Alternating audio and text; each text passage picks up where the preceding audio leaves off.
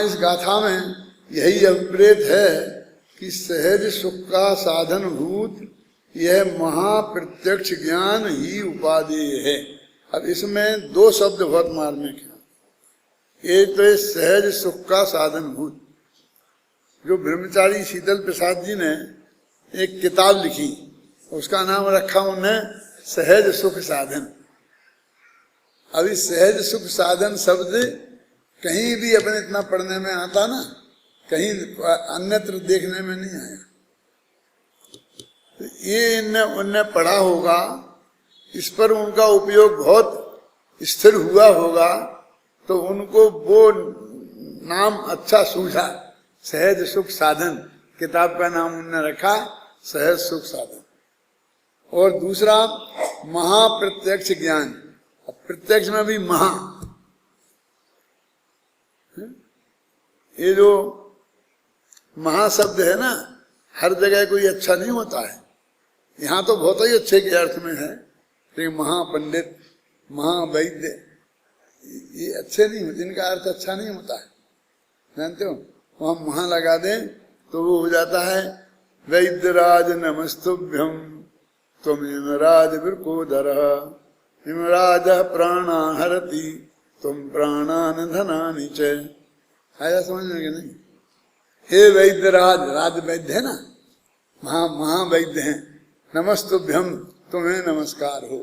वैद्यराज नमस्तुभ्यम तुम इमराज वृकोदरा, तुम तो इमराज के बड़े भाई हो।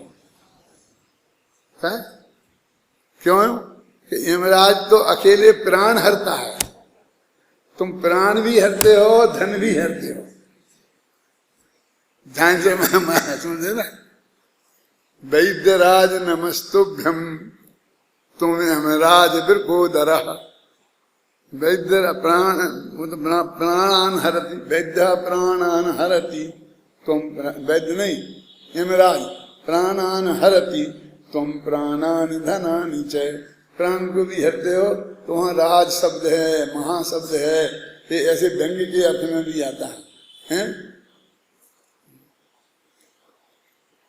तो जब पंडित टोडरमल जी को महापंडित कहते थे ना, तो ऐतराज कहते, महापंडित नहीं कहते, पंडित राज, पंडित प्रवर, और भी जितने नाम लगाना तो लगाना, लेकिन महापंडित कहने का, महावैद्य, महापंडित, इनके साथ जब महा शब्द लगाते हैं तो उनका अर्थ उल्टा भी हो जाता है। वो महान के ही अर्थ में नहीं रहता है, तो व्यंग हो जाता है।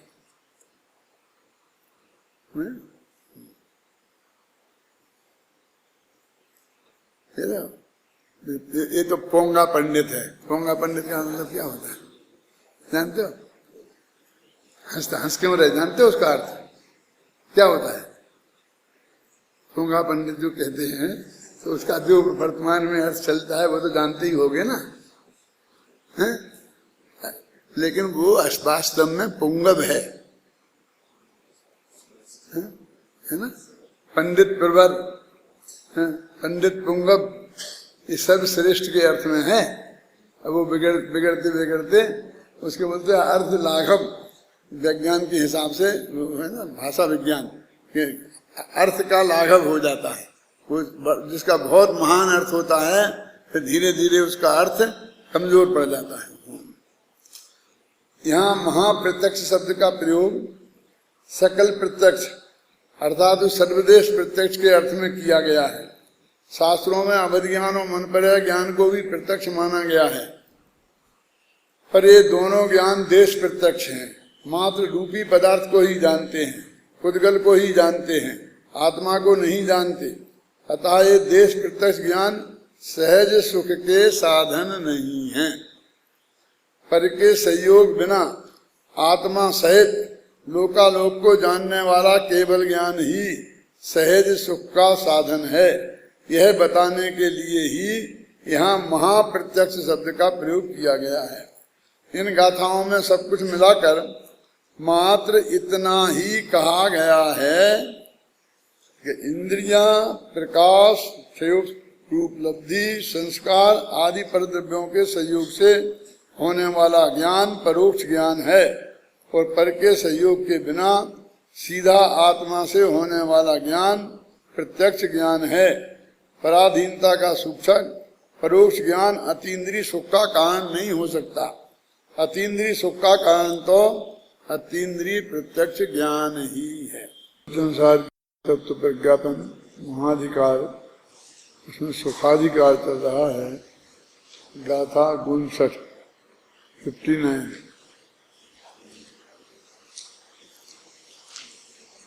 पीछे से कहते आ रहे हैं कि परोक्ष ज्ञान है, उसका संबंध इंद्रिय सुख से है।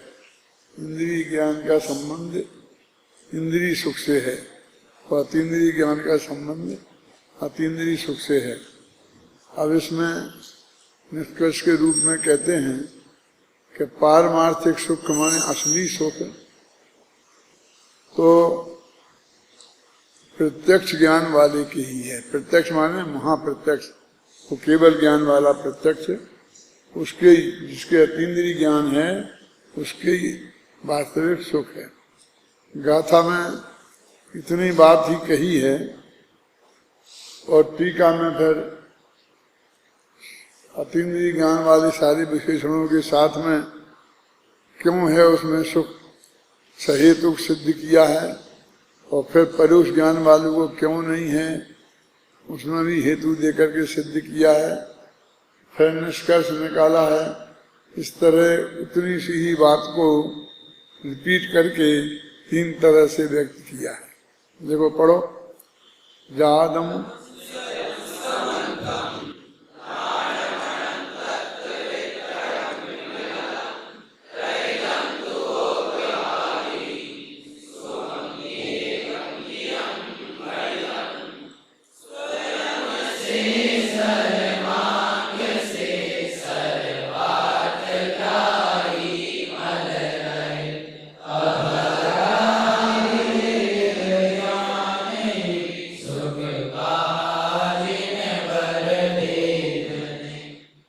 स्वयं से उत्पन्न हुआ, सर्वांग से हुआ।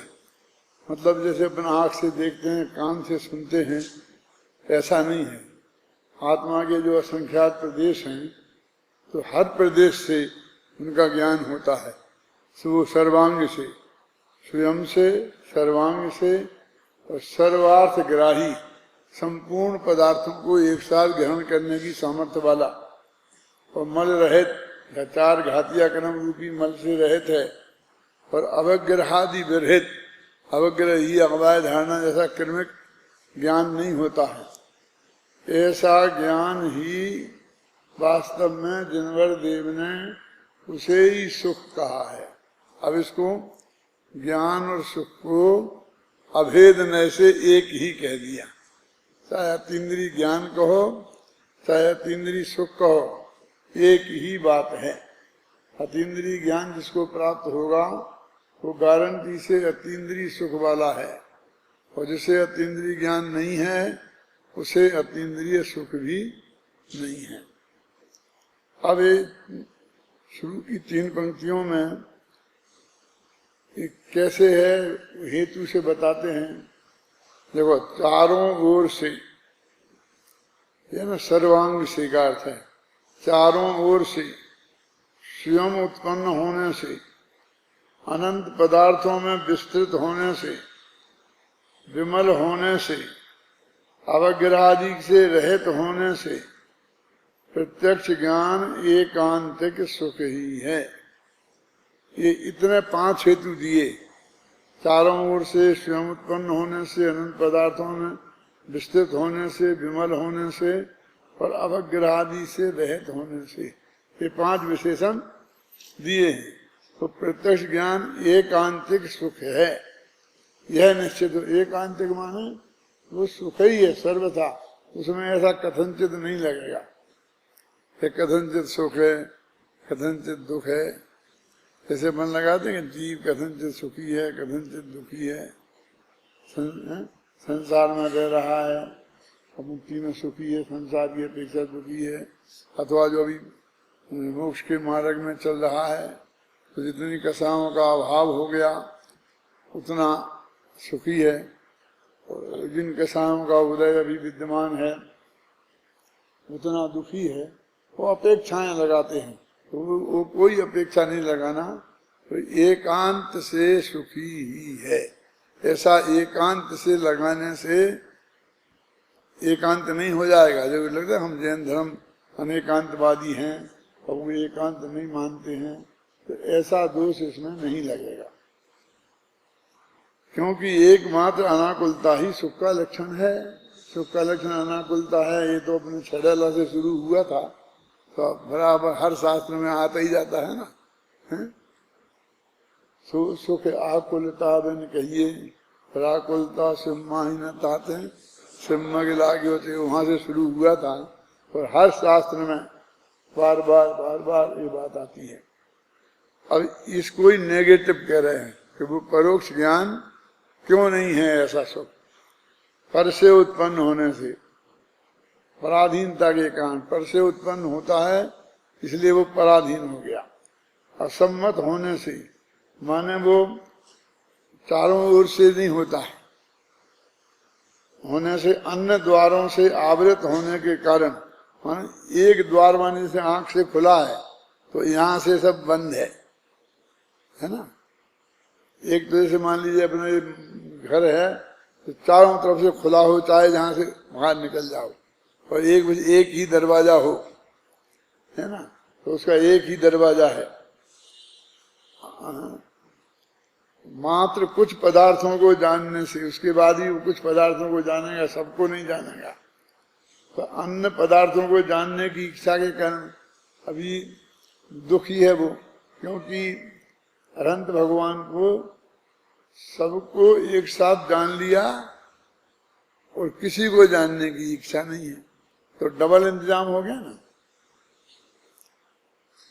एक कदाचित वो सबको नहीं भी जानते तो भी दुखी नहीं हो सकते थे, क्योंकि उन्हें किसी को जानने की इच्छा नहीं है।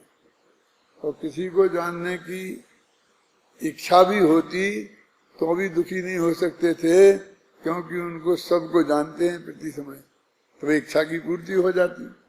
लेकिन दोनों बातें हैं, इच्छा है नहीं तो सर्वांग से जानते हैं, और यहाँ दोनों बातें हैं दुख के लिए।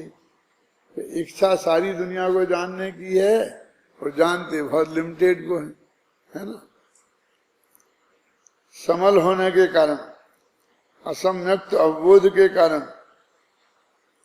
असम्यक ज्ञान मिथ्या ज्ञान के कारण, और अवग्रहादि सहित होने से, क्रमशः होने के कारण, क्रमशः पदार्थों का ग्रहण होने से, खेद के कारण परोक्ष ज्ञान अत्यंत आकुल है, इसलिए वह परमार्थ सुख नहीं है। पर उसी को उल्टी करने में 3 की चाय लेने होगी। अब यदि हम इसे ऐसे रटना, ये नहीं, इसको हम पहले वो 5 कारण ऊपर के समझें, अपने उपयोग में बैठा लें, फिर उन्हीं 5 से उसके उल्टे 5 बनाएं और अपनी भाषा में बनाकर ये बना दें, तब समझ लो कि हमारी समझ में ये पूरी तरह से आया और हम इसमें व्यवस्थित हुए। क्या बस निष्कर्ष बात इतनी ही है कि प्रत्यक्ष ज्ञान अनंत सुख का कारण है और परोक्ष ज्ञान अनंत सुख का कारण नहीं है। असली सुख उसके द्वारा पैदा नहीं होता। आगे, यह प्रत्यक्ष ज्ञान पूर्णतः अनाकुल है। अभी कहते आकुलता दुख है, और इसलिए चूंकि परोक्ष ज्ञान वाले की आकुलता मौजूद है और प्रत्यक्ष ज्ञान वाले की आकुलता नहीं है, इसलिए वे सुखी हैं। तो अब वो अनाकुल का क्या स्वरूप है, वो सब उसी बात को अनाकुल पर जोर दे करके समझा रहे। यह प्रत्यक्ष ज्ञान पूर्णतः अनाकुल है, क्योंकि यह प्रत्यक्ष ज्ञान अनादि ज्ञान सामान्य रूप स्वभाव पर महाविकास से व्याप्त होकर स्वतः स्वयं से उत्पन्न होने से स्वाधीन है। समस्त आत्म प्रदेशों से प्रत्यक्ष ज्ञानोपयोग होकर व्याप्त होने से इसके सभी द्वार खुले रहते हैं। समस्त वस्तुओं के ज्ञेयाकारों को सर्वथा पी जाने से परम विविधता में व्याप्त रहने से अनंत पदार्थों में विस्तृत है, इसलिए सर्व पदार्थों की जानने की इच्छा का अभाव है। सकल शक्ति को रोकने वाले कर्म सामान्य से निकल जाने से अत्यंत स्पष्ट प्रकाश से प्रकाशमान स्वभाव से व्याप्त होने से विमल है। इस कारण सबको सम्यक रूप से जानता है तथा जिन्होंने अपने त्रैकालिक स्वरूप को युगपद समर्पित किया है, ऐसे लोकालोक में व्याप्त होकर रहने से अवग्रहादि से रहित है, इसलिए होने वाले पदार्थ ग्रहण के खेद से रहित है। इस प्रकार उपयुक्त 5 कारणों से प्रत्यक्ष ज्ञान अनाकुल है और इसी कारण प्रत्यक्ष ज्ञान पारमार्थिक सुख स्वरूप है। अब इसमें भी वही की वही बात रिपीट की है, बस और कुछ विशेषण बढ़ा दिए हैं। पहले 3 लाइन में बात कही थी, वो कॉमन थी, फिर ये 4 लाइन में बात कही और फिर इन 4 लाइन को उलट करके ये फिर वो बताया पारमार्थिक सुख। उसमें जो एक एक विशेषण है उसकी सकारणता सिद्ध की, जैसे कि विमल है तो पहले कह दिया था कि कर्म मल से रहित होने से विमल है, अब यहाँ कह दिया 4 घातिया कर्म, मतलब और 2-3 विशेषण लगा दिए और कुछ नहीं है। एक दफे उपयोग में शांति से पढ़ लो तो पूरी बात ख्याल में आ जाएगी, ज्यादा व्याख्यान की इसमें कोई जरूरत नहीं है। प्रथम तो यह अतीन्द्रिय ज्ञान स्वाधीन है, इस कारण अनाकुल है। दूसरे उसके जानने के संपूर्ण द्वार खुले हैं, इस कारण अनाकुल है। तीसरे सभी पदार्थों को जान लेने से किसी को भी जानने की इच्छा न रहने से अनाकुल है। चौथे सभी को संशयादि रहित जानने के कारण विमल होने से अनाकुल है। और 5 में सभी को एक साथ जान लेने के कारण क्रमशः होने वाले पदार्थों के ग्रहण से होने वाले खेद से रहित होने के कारण अनाकुल है। इस प्रकार 5 कारणों से अनाकुल होने के कारण प्रत्यक्ष ज्ञान परमार्थता सुख स्वरूप है। अब इसमें क्या किया है, वही जो विषय है उसको बिल्कुल व्यवस्थित ढंग से अपनी भाषा में रख दिया। अनाकुल है कौन? अनाकुलता तो सुख का, अतीन्द्रिय सुख का लक्षण है। फिर यहाँ अतीन्द्रिय सुख को पिछले को दोनों को एक कहा था और फिर इसमें वे विशेषण लगा करके उसको 5 तरह से अनाकुल सिद्ध किया। और वो विशेषण जो लगाए हैं वो विशेषण को खुलासा किया है कि विमल होने से, ऐसे होने से, ऐसे होने से, तो उनकी सारी व्युत्पत्ति करके उसे पूरा समेट के ये जो अपन ने समझ लीजिए इतनी बड़ी टीका है संस्कृत की, ये हिंदी में भी अपन ने पढ़ी थी, ये सब का ये 5-6 लाइनों में बहुत पॉइंट बार पहले 1 नंबर पर इसलिए अनाकुल है, दूसरे इसलिए अनाकुल है, तीसरे इसलिए अनाकुल है, चौथे इसलिए अनाकुल है, 5 में इसलिए अनाकुल है, सिद्ध किया है।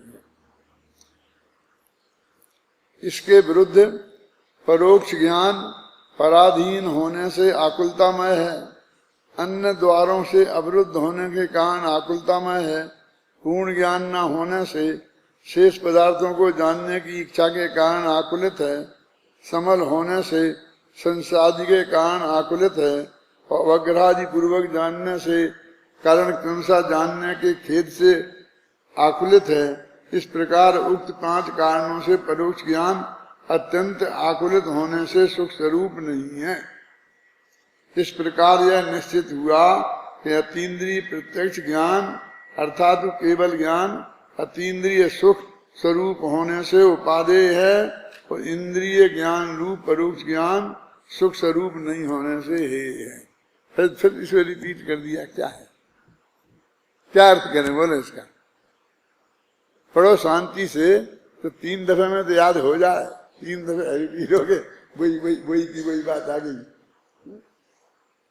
आप लोगों की सरलता के लिए ही ये बार ऐसा रिपीट करके लिखा है।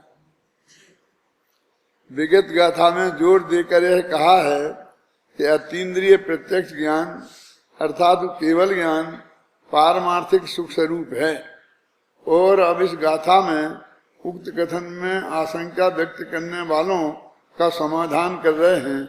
इस गाथा की उत्थानिका में आचार्य अमरचंद्र देव स्वयं लिखते हैं कि केवल ज्ञान को भी परिणाम के द्वारा खेद हो सकता है। इस कारण केवल ज्ञान एकांतिक सुख नहीं है। अब इस मान्यता का खंडन करते हैं। अभी भी वही विषय चला रहे हो कि तुम कह रहे केवल ज्ञान को ये 5 प्रकार से आकुलता नहीं है, पूरी तरह निराकुल है, इसलिए वो अनंत सुख स्वरूप है। इसलिए ज्ञान और सुख एक ही बात है, चाहे अनंत सुख कहो चाहे अनंत ज्ञान कहो, एक ही बात है। फिर भी कोई कहता है कि नहीं ऐसा नहीं है, केवल ज्ञान में भी आकुलता है। तो वो सिद्ध करते हैं कि केवल ज्ञान में आकुलता नहीं है। पढ़ो अगली गाथा।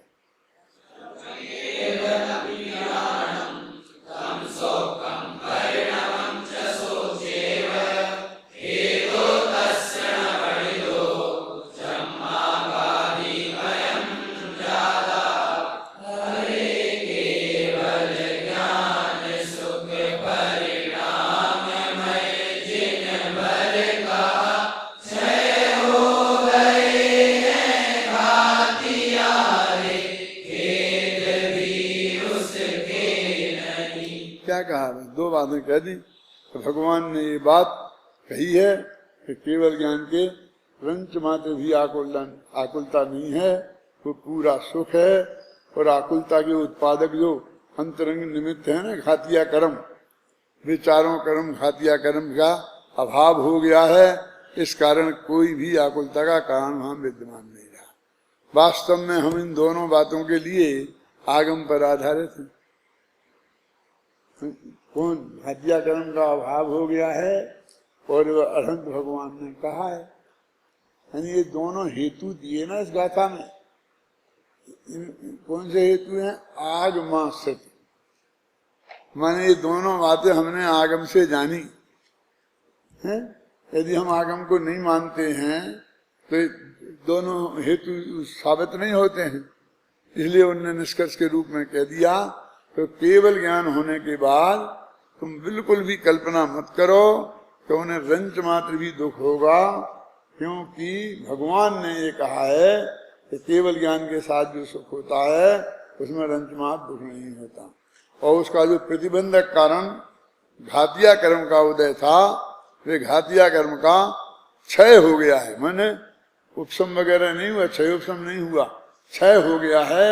इसलिए अब कभी भविष्य में भी किसी भी प्रकार से उसके उदय होने की संभावना नहीं है। यह यहाँ केवल ज्ञान के संदर्भ में यह स्पष्ट किया जा रहा है कि खेद क्या है, परिणाम क्या है और केवल ज्ञान में व्यतिरेक क्या है, कि जिसके कारण केवल ज्ञान को एकांतिक सुखत्व ना हो। देखो आचार्य अमृतचंद्र टीका में लिखते हैं। अभी फिर मैं बार बार याद दिलाता हूँ कि अपने 53वीं गाथा से अपना सुखाधिकार शुरू हो गया है। 52 गाथा पर ज्ञानाधिकार खत्म हो गया था। अपन 60वीं गाथा पे आ गए हैं और बिल्कुल ज्ञान की ही चर्चा चल रही है। क्यों? क्योंकि सुख को वे कहते हैं ज्ञान की बात कहे बिना हम सुख की बात कह ही नहीं सकते, क्योंकि जो भी दुख हैं वो तो ज्ञान के अभाव में ही होते हैं। अब जब ये केवल ज्ञान की बात शुरू होगी ना, और जब सीधे सुख दुख की बात चलेगी तो मामला पलट जाएगा। फिर ये कहेंगे कि इंद्र भी सुखी नहीं है, चक्रवर्ती भी सुखी नहीं है, उसकी इतनी भोग सामग्री है फिर भी उसके दुख है। फिर मतलब उसका जैसा स्वरूप बता रहे हैं ना केवल ज्ञान का, ऐसा नहीं बताएंगे।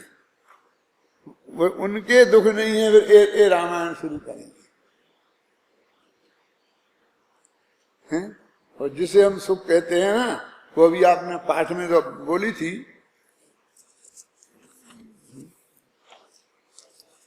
63 गाथा से है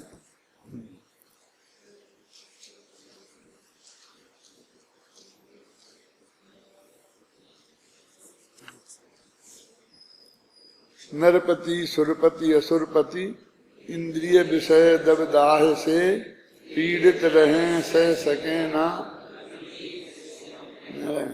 जो विषय सुख में लीन हैं वे हैं स्वाभाविक दुखी जन, दुख के बिना इस विषय में व्यापार हो सकता है। मतलब ये जो असली जब ज्ञान से छुट्टी मिली तो जो सुख की चर्चा हुई तो वह संसार में सुख नहीं है, फिर ये कहना शुरू कर दिया। मानो सुख को अकेले सुख के रूप में परिभाषित नहीं किया। अकेला अनाकुलता रूप सुख है, और वो आकुलता काय के कारण होती है, हम नहीं जानते हैं, कम जानते हैं, ज्ञान में बाधा हो, जानने की इच्छा हो और नहीं जाने, इच्छा हो तो इच्छा भी नहीं रही, ये जानने का भी पूरा हो गया, तब कोई कारण दुख का रह नहीं जाता है। तो इसलिए वो सब ज्ञान के ही माध्यम से वो बात समझाते रहे। अभी 60वीं गाथा चला ना है। यहाँ केवल ज्ञान के संदर्भ में यह स्पष्ट किया जा रहा है कि खेद क्या है, परिणाम क्या है। वो कहते हैं रंच मात्र भी खेद नहीं है, तो खेद का स्वरूप बताओ, परिणाम का स्वरूप बताओ। केवल ज्ञान और सुख में व्यतिरेक क्या है, मान भेद क्या है, अंतर क्या है, उल्टापन क्या है, जिसके कारण केवल ज्ञान को एकांतिक सुखत्व ना हो। वे कहते हैं तुम बताओ कोई कारण। हम बता रहे कि ये कारण है जिसकी वजह से वो सुखी है। अब कोई दुखी का दुख का कारण होना चाहिए ना। यदि किसी प्रकार का कोई खेद हो तो वे दुखी होंगे, यदि उनमें व्यतिरेक हो सुख से तो भी दुखी होंगे। अब जो प्रश्न उठाए थे ना पीछे, उन सब के उत्तर दे रहे हैं। प्रथम तो खेद के आयतन घाती कर्म है, बस वही बात है, घातिया कर्मों का अभाव हो गया है। खेद क्यों होता था? क्योंकि घातिया कर्म। खेद के आयतन माने घर, घाती कर्म है, केवल परिणाम नहीं, केवल अपने भाव नहीं। घाती कर्म महामोह के उत्पादक होने से धतूरे की भांति अतत में तत्बुद्धि धारण करा के आत्मा को गेय पदार्थों के प्रति प्रणमन कराते हैं, माने गेयार्थ प्रणमन कराते हैं। वो पीछे आया था ना गेयार्थ प्रणमन, एक ज्ञप्ति क्रिया रूप प्रणमन और एक गेयार्थ प्रणमन। तो गेयार्थ प्रणमन वाले को खेद होता है, तो ज्ञप्ति क्रिया वाले को खेद नहीं होता है। तो वो कहते हैं क्या करते हैं कि घातिया कर्म जो हैं वो महामोह के उत्पादक हैं। तो महामोह के उत्पादक हैं मतलब वही ने 3 घातिया पर तो ध्यान नहीं दिया। मोहिनी कर्म रूप जो घातिया है वो महामोह का उत्पादक होने से, और वे क्या कराते हैं, वे महामोह कौन सा मोह है? क्यों क्यों है दर्शन मोह है? मैं सुनता नहीं, और धीरे से बोले चलेगा। हाँ देखो देखो देखो उसमें देखो। हाँ तत्व में अतत बुद्धि कहलाते हैं। जो वह है उसमें ये नहीं है। मान लो जो शरीर है वो तत्व, उसमें अतत बुद्धि के मैं नहीं, जो आत्मा है वो मैं नहीं हूँ, शरीर में हूँ, ऐसे तत्व में अतत बुद्धि कराते हैं, है ना, देखा ना। धारण करा के आत्मा को गेय पदार्थों के प्रति प्रणमन कराते हैं, माने गेय पदार्थों को जानने के लिए प्रेरित करते हैं, गेयार्थ प्रणमन कराते हैं। मान लो वो मोह नहीं होता और उन्हें गेयों को जानने की इच्छा नहीं होती, इच्छा तो माने वही मोह है ना, तो नहीं जानते, क्या फर्क पड़ता है। लेकिन उन्हें जानने की इच्छा है और जान नहीं रहे हैं तो डबल डबल है ना, ये वो अनंत दुख कराते हैं। खेद का कारण क्या है ना। तो घातिया कर्म के उदय से जो मोह में इसके कारण इच्छा है और उतना ज्ञान का विकास हुआ नहीं है, इस कारण वे घाती कर्म प्रत्येक पदार्थ के प्रति परिणमित होकर थकने वाले आत्मा के लिए खेद के कारण होते हैं। घाती कर्मों का अभाव होने से केवल ज्ञान में खेद कहाँ से होगा।